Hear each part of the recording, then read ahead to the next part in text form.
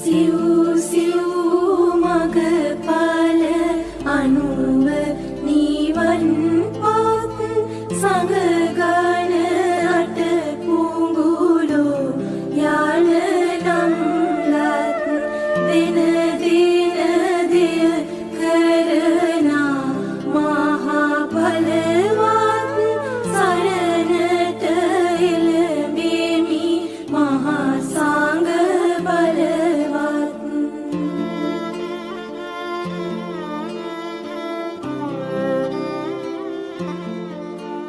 සිව් සිව් මගපල අනුව නිවන්